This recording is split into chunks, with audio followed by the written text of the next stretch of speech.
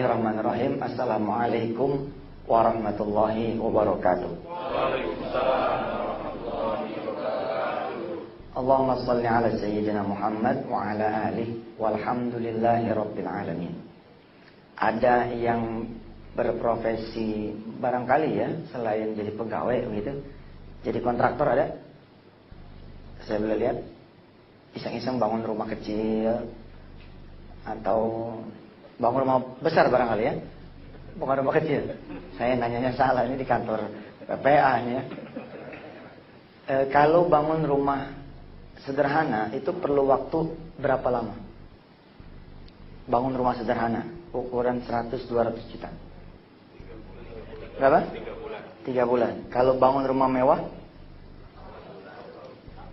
rumah sederhana 3 bulan gitu ya. Kalau rumah mewah 6 bulan. 3 bulan bisa juga.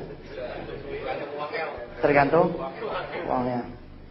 Iya. Jadi ini kalau dengan persyaratan uang ada. Kalau uangnya nggak ada,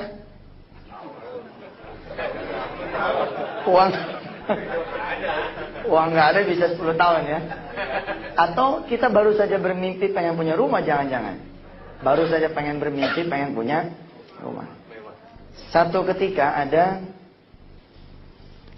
2 orang kawan ada di satu kendaraan yang sama.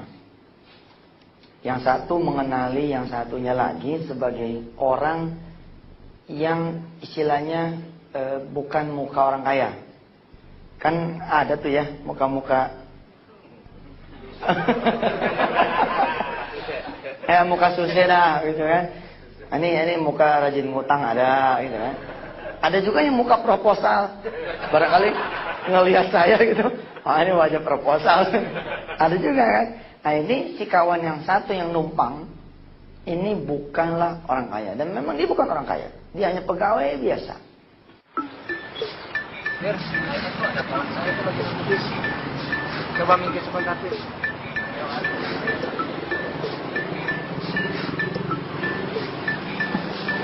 Majulah mau kemana? Pak Iman ya? Oh, Bang, pulang, Pak. Ayo pergi bareng aja. Oh, boleh. Ayo.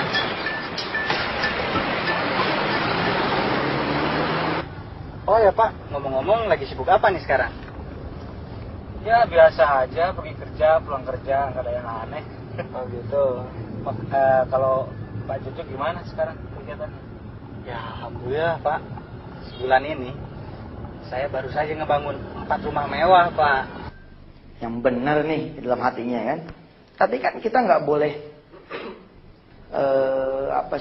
menaruh kalimat yang benar, menaruh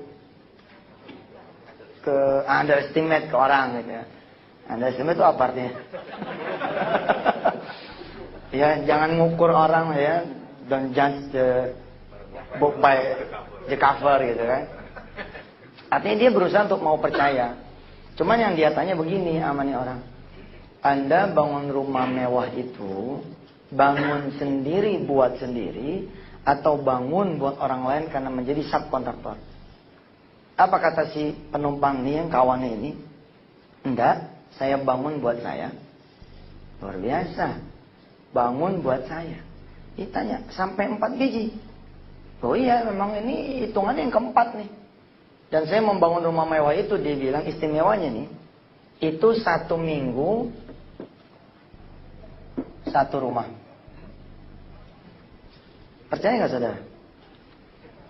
Dan hari ini saya akan membuat saudara pun mampu. Apalagi yang belum punya rumah. Berbahagialah kita sama-sama hadir di sini. Dan Allah kan luar biasa kan? Badi'us samawati wal ardh. Wa idza qada amran fa innama yaqulu lahu kun fayakun. Kalau Allah udah bilang kun fayakun, jangan kata 1 minggu 1 rumah ya. Buktinya Ratu siapa itu? Ratu Sabah. Dia terkaget-kaget karena melihat Nabi Allah Sulaiman ya memiliki satu istana yang sama persis dengan istananya dia. Dan itu bukan satu malam, tapi kedipan mata. Kita sedang berbicara tentang kekuatan sholat duha yang mempesona. Banyak dari kita yang tidak mengetahui fadilah sholat duha, sehingga dia tidak tergerak untuk melakukan dan tidak tergerak untuk memelihara. Saudara-saudara yang merasa sudah juga sholat duha, barangkali nilainya pun masih minimalis. Sebagaimana kita sholat duha, ya, sebagaimana kita juga sedekah barangkali yang juga minimalis. Sholat duha minimalisnya berapa itu? 2. Kita merasa sudah gugur lah, ya kan? Dalam tanda petik kewajiban kita sholat duha. Sholat duha ini pemirsa, termasuk golongannya sholat sunnah muakkadah. Jadi dia sejajar kedudukannya dengan sholat sunnah tahajud, dan sejajar kedudukannya dengan sholat sunnah qobliyah ba'diyah. Artinya kalau kita tidak melakukan, sebenarnya mendekati dosa gitu.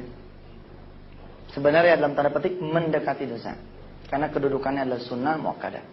Saudara percaya atau tidak, kebanyakan saudara meninggalkan sholat sunnah qobliyah ba'diyah itu berpengaruh sangat pada kesehatan dan rezeki. Uang, pendapatan, pekerjaan, keberhasilan, dan apa saja yang sifatnya kira-kira dunia gitu. Tapi saudara percaya dan tidak juga, apabila saudara menjaga itu yang namanya sholat sunnah qobliyah ba'diyah, sebagaimana menjaga sholat-sholat sunnah yang lain, insya Allah ini juga akan terjaga lah rezeki kita, kesehatan kita, keluarga kita, dan apa saja yang kita sebut sebagai dunia. Baik pemirsa, jadi si kawan yang satu ini bertanya nih kepada yang belakang yang katanya habis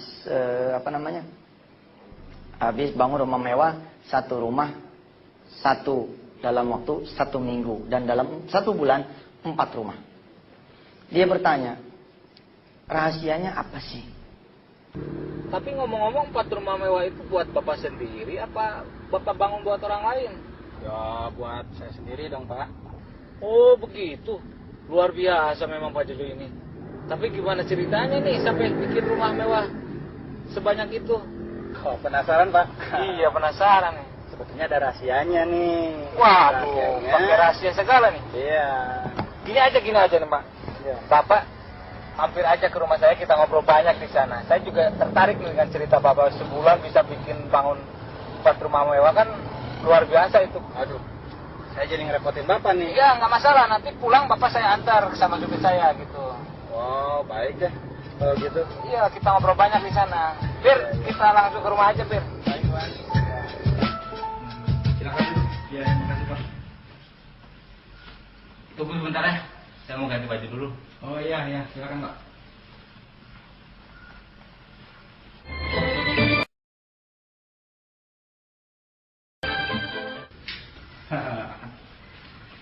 Inilah rumah saya Pak. Iya, nyaman banget nih Pak. Oh iya, kok minumnya belum ada ya? Tun, minumnya Tun. Oh iya, gimana tentang rahasia yang tadi? Oh iya Pak. Penasaran Pak ya? Iya. Penasaran saya tadi dengar bikin rumah 4 mewah dalam 1 bulan tuh. Oh itu, iya. Sebetulnya rahasianya sederhana Pak. Rahasianya tuh cuma 2. Apa tuh? Sajadah dan air wudhu. Oh iya, luar biasa ini. Cuman sejadah, gitu ya. Dan air wudhu. Ditanya sama si kawan, maksudnya apa? Saya modalnya cuma sholat duha doangan. Dengan saya sholat duha itu, saya bisa membangun rumah mewah yang sekarang ini saya miliki. Maksud saudara sholat duha, lalu rezeki jadi terbuka luar biasa besarnya. Dia ketawa. Sebagaimana saya juga, ya pemirsa, sempat tertawa ketika mendengar kisah ini. Subhanallah, saya bilang, iya saya tidak menyadari. Padahal saya tahu, dan saya hafal hadisnya. Saya tahu dan saya hafal hadisnya. Dan hari ini kita berbagi kepada saudara semua hal yang luar biasa ini, supaya ini menjadi sebuah perhatian buat kita.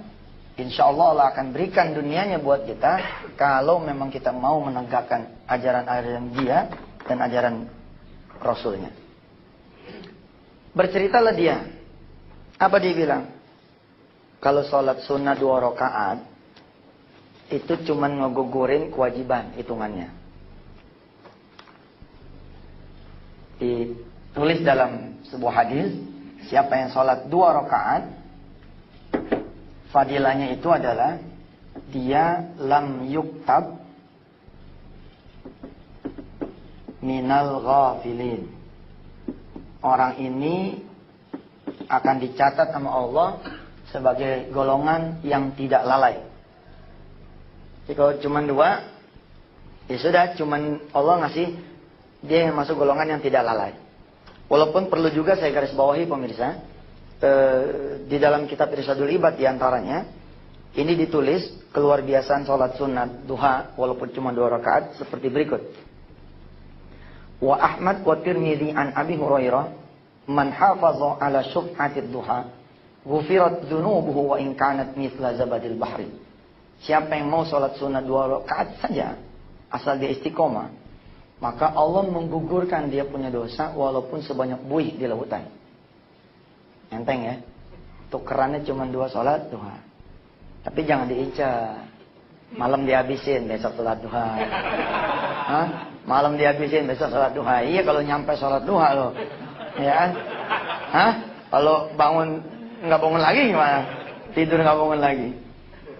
Wa Abu Syekh an Anas rak'atani minad duha ta'dilani indallah bihajjatin wa umratin mutaqabbalatain. Bahkan menurut riwayat Anas, 2 rakaat salat duha itu setimbangan, sebanding pahalanya dengan pahala ibadah haji dan umrah yang makbul. Dahsyat ya. Murah kata. Ibu ngomong sama suami, mau pergi haji nih. Ini bulan apa lu pergi haji gini hari? Makanya ngaji salat duha 2 rakaat setara dengan pergi haji dan umrah yang makbul. Subhanallah.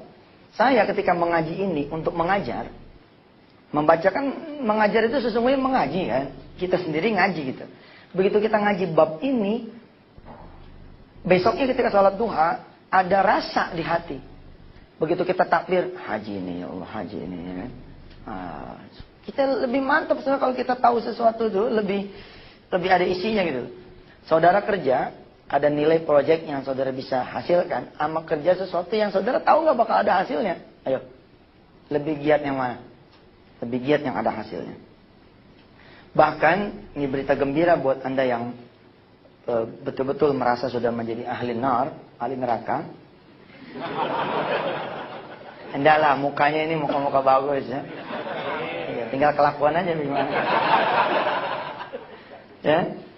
Man sabbaha subhatat duha haulan muhawwilan kutiba lahu bara'atun minan nar.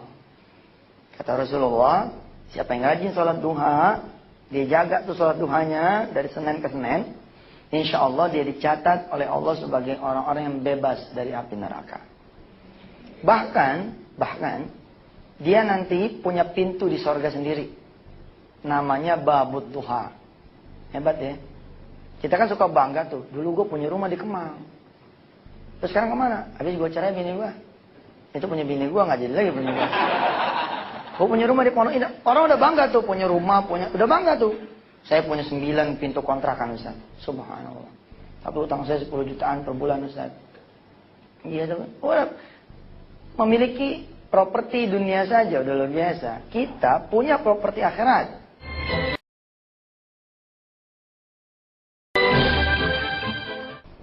Wa Tabrani an Abi Hurairah,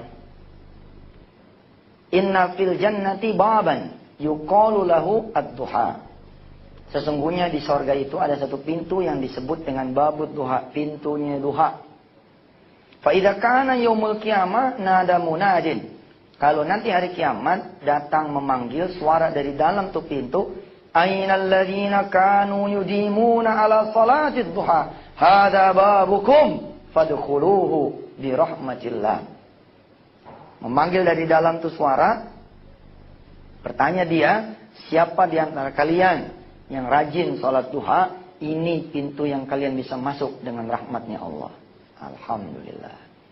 Kalau kita introspeksi diri kita barangkali, subhanallah kita belum tahu nih. Kita punya badan sebelah mana ini jatahnya. Jangan sampai pintu neraka banyak, ya kan? Tangan kiri kita di neraka yang ono, tangan kanan kita di neraka yang ono, kaki kita kaki kiri di neraka yang ono, kaki kanan di neraka. Karena diperebutkan oleh pintu-pintu neraka.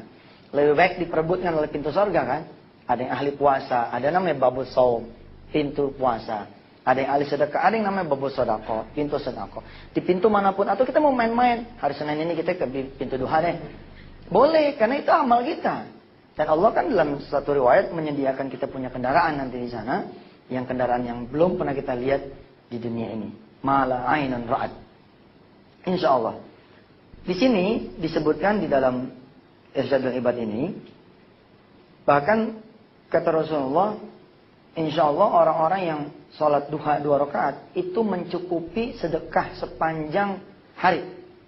Jadi dari mulai kita bangun sampai kita tidur lagi, kita dituntut untuk bersedekah setiap saat. Nah bagi orang yang mau sholat duha 2 rakaat, dia lepas tuh.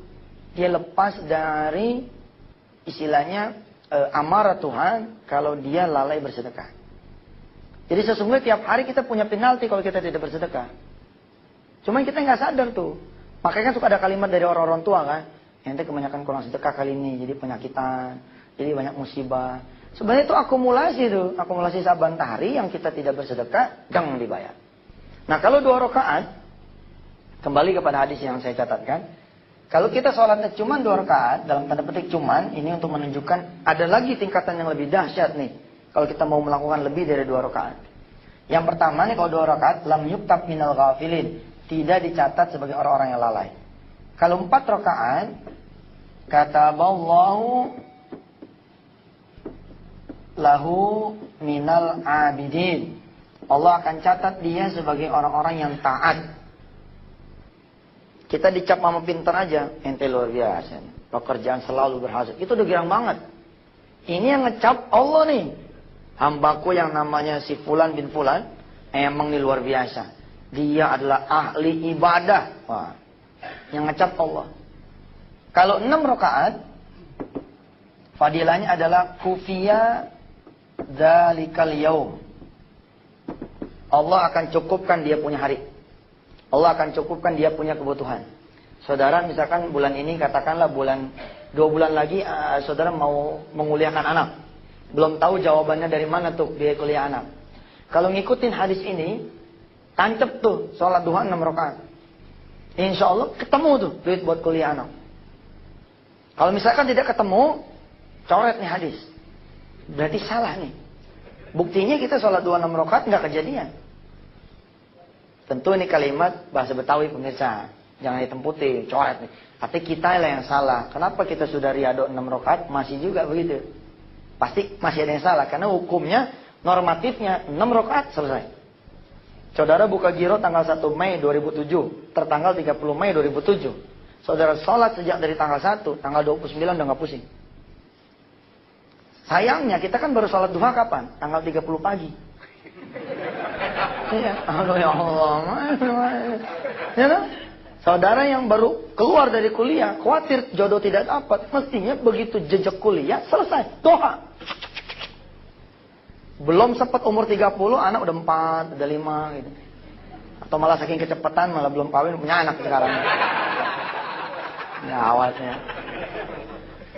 Iya itu luar biasa. Kalau misalkan saudara beribadah yang benar-benar istiqomah, benar-benar dengan jiwa, dengan hati.